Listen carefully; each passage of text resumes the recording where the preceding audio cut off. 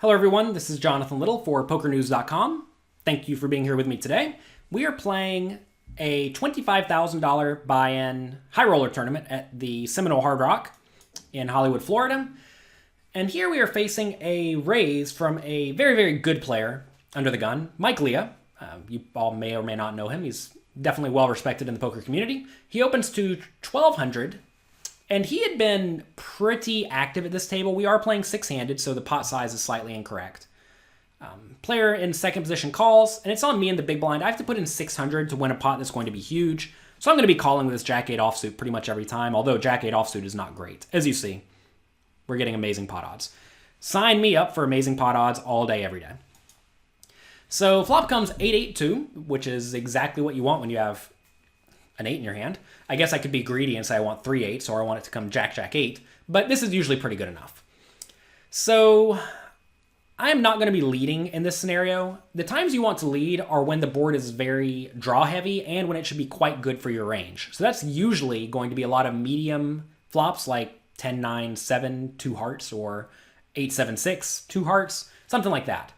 But on very dry boards like this, you can pretty much count on the pre-flop raiser making a continuation bet a large portion of the time, because the pre-flop early position raiser especially should have very strong hands.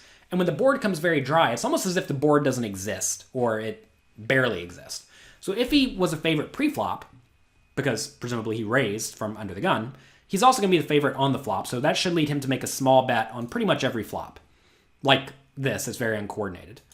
Sure enough, he does bet 1,600, small bet, about a third pot.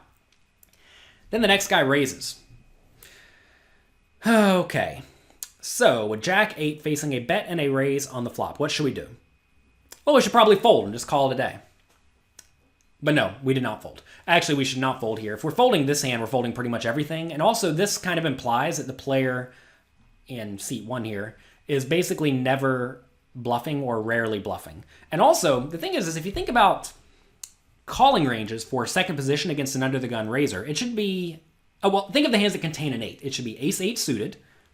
It should also be perhaps 9-8, 8-7, and 7, 9-8, 8-7, maybe 8-6, maybe a 10-8.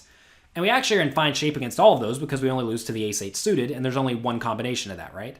So we lose to one, we beat the others. Obviously, there are 3 combinations of pocket 2s as well, so that is certainly a concern. But also, the opponent could just be raising with 7-6 of clubs, right? So I'm not so worried about that player.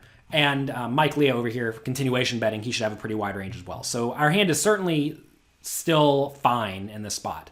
Question is, how do we play it? And I don't really know. I have certainly not studied very dry flops where it goes bet, raise, and then it's back on me multi-way. It doesn't really happen too often. I think the only bad play would be to fold. But the problem with calling is that that pretty much says, hello guys, I have an 8.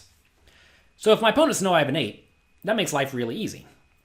If I raise, though, I could be bluffing some portion of the time with stuff like 7-6 of clubs or 10-9 of clubs. Those seem like very reasonable hands to bluff because they have some equity and they have no showdown value. So if I ever do want to bluff here, those are definitely the hands to go for it. Notice the stacks are quite deep, so I could certainly justify going for it. I could make it 12,000 with 10-9 of clubs and play accordingly on the later streets. So I think I need to be re-raising this and playing it for all the money, which may sound a little bit optimistic, but that's how we're going to roll. All right, so I do make it 12,000 like I said I would. Now Mike Leah makes it 22,000. Oh man, what a debacle. All right.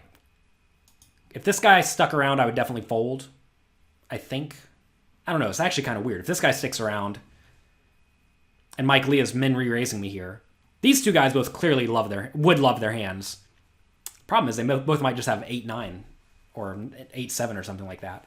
So I don't know. That'd be a spot where I'd probably, I don't even know what I would do. It'd be 10,000 more if he called into a 70,000 pot. I mean, I guess I'd peel and try to get there. All right, so anyway, this guy folds. 10,000 more to me. Do I shove or do I call or do I fold? Well, Mike Leah probably loves his hand. He certainly has an 8 or pocket 2s. I think that's almost certainly the case. He may be running an insane bluff every once in a while with the 10-9 of clubs, same type of hand, right? But I don't think that's too likely. I don't think he's the type of player who's going to min re-raise with pocket aces here. He's probably just going to fold when it goes bet, raise, re-raise on the flop. So knowing he has an 8. All right, let's think about his under-the-gun raising range. He probably has ace-8 suited, 10-8 suited, 9-8 suited, and 8-7 suited. That is 4 combinations of aces, or 4 combinations of 8s. And I beat 3 of them. He also has 3 combinations of pocket 2s. So I lose to 4, and I beat 3. Which may sound bad. The problem, though, is that we're getting pot odds at this point. If we put in all of our money, we're putting in 56 to win a pot that's going to be... Gosh, I don't even know how much it's going to be. It's kind of confusing looking at this. It's going to be about 140 or so. So I need to win about a third of the time when I get it all in. And I know I'm going to win 3/7 of the time, which is more than 1/3. So getting it all in cannot be that bad, assuming he'll call it off every time with all of his 8s, which may or may not be the case, right? Imagine he is sitting here with 8-7 and realizes, okay, Jonathan's going all in. He probably has something reasonable. 8-7 actually is not in great shape here. If he ends up folding out 8-7 and maybe even 9-8, then I'm losing to, well, almost all of the range. I'm only beating 10-8 suited, right? Which may not even get opened. And to throw a few more wrinkles in this, he may be opening ace-8 offsuit occasionally. I don't necessarily think that's the case. I would not be opening ace-8 here, but he is pretty aggressive pre-flop. So this is one of these dicey spots where I don't really know what the right play is, but I don't make folds. I feel like I've said that about every episode over the last month or so. I don't make big folds. I decided to call here, and I don't really know how I feel about this. Calling, what does this accomplish? Well, calling keeps him in with his aces if he has aces and decided to play it weirdly. It also keeps him in with 10-9 of clubs if he decided to run that insane bluff. So I guess calling may be better than shoving, especially if I think he's going to fold 8-7 to a shove. So I actually like this. The hands that I'm concerned with getting outdrawn by actually have very little equity. Like aces has almost no equity, right? And 10-9 of clubs has almost no equity. So I'm okay with this. I actually do like calling way better than shoving. All right, pocket kings gets there on the turn. I check, he jams. And now it's the pot odds question, right? Am I good a third of the time? I think I probably am. So we're going to call. And what we did not want to see. Ace-8, but offsuit. The fact that it's ace-8 offsuit gives him 3 additional combinations of ace-8 instead of only ace-8 of diamonds, right? He can have ace of diamonds, ace of spades, ace of diamonds, ace of clubs, ace of diamonds, ace of hearts. And instead of having 4 hands I lose to and 3 I beat, now there's 7 hands I lose to and 3 I beat. And in that case, it actually becomes much closer to a fold on the turn. So pretty nasty spot. I don't know what the right play is. Let me know what you think.